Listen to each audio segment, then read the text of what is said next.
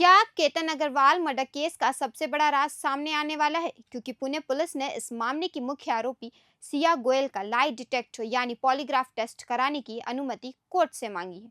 लेकिन सवाल यह है कि पुलिस ऐसा क्यों चाहती है?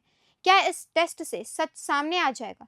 और सबसे जरूरी, क्या भारत में किसी आरोपी को जबरन लाई डिटेक्टर टेस्ट कराया जा सकता है? आइए आसान भाषा में इस पूरे मामले को समझते हैं। पुणे पुलिस के मुताबिक 25 साल के रियल स्टेट कारोबारी केतन अग्रवाल की हत्या कर दी गई थी। जांच एजेंसियों का दावा है कि केतन को पुणे के पास लोहागढ़ किले की करीब 400 मीटर गहरी खाई में धक्का देकर मार दिया गया। पुलिस का आरोप है कि इस पूरी साजिश में मुख्य आरोपी सिया गोयल और उसका कथित प्रेमी चेतन चौधरी शामिल थे। जांचकर्ताओं का कहना है कि शादी से बचने के लिए दोनों ने मिलकर इस वारदात की योजना बनाई। हालांकि इस केस में सबसे बड़ी चुनौती यह है कि घटना का कोई प्रत्यक्ष गवाह नहीं है। जिस जगह वारदात हुई वहां कोई सीसीटीवी कैमरा भी मौजूद नहीं था। पुलिस का दावा है कि घटना से पहले और बाद में आरोपियों ने अपने मोबाइल फोन से कॉल रिकॉर्ड और कई फाइलें, यहां तक कि रिसाइकल बिन तक खाली कर दिया ताकि सबूत मिटाए जा सके। इसके अलावा शादी की तैयारियों को लेकर परिवार और आरोपियों के बयानों में भी कई विरोधाभास सामने आए हैं। इन्हीं वजहों से पुलिस अब पॉलीग्राफ टेस्ट कराना चाहती है। अब सवाल आता है, आखिर लाई डिटेक्टर टेस्ट होता क्या है? असल में यह मशीन सीधे सीधे यह नहीं बताती कि कोई व्यक्ति झूठ बोल रहा है या सच। यह सिर्फ शरीर में होने वाले बदलाव को रिकॉर्ड करती है। टेस्ट के दौरान व्यक्ति के शरीर पर सेंसर लगाए जाते हैं जो उसकी सांस लेने की गति, दिल की धड़कन, ब्लड प्रेशर और पसीने जैसे प्रतिक्रियाओं को रिकॉर्ड करते हैं। इसके बाद सामान्य और केस से जुड़े सवाल पूछे जाते हैं।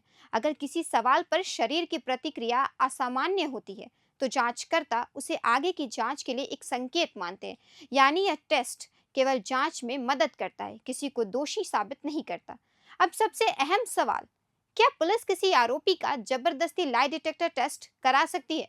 जवाब है नहीं। सुप्रीम कोर्ट ने 2010 के सेल्वी बनाम स्टेट ऑफ कर्नाटका मामले में साफ कहा था कि किसी भी व्यक्ति का पॉलीग्राफ, नार्को या ब्रेन मैपिंग टेस्ट उसकी सहमति के बिना नहीं कराया जा सकता।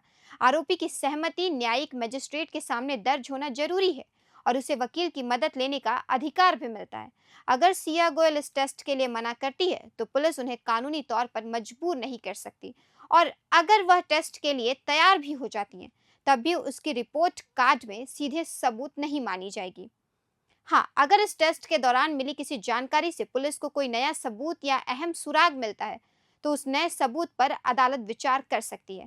फिलहाल सबकी नजर इस बात पर है कि कोर्ट पुलिस की मांग पर क्या फैसला सुनाता है और क्या सिया गोयल इस टेस्ट के लिए अपनी सहमति देती है या नहीं। आपको क्या लगता है, क्या इस पॉलीग्राफ टेस्ट से इस हाई प्रोफाइल मर्डर केस की गुत्थी सुलझेगी?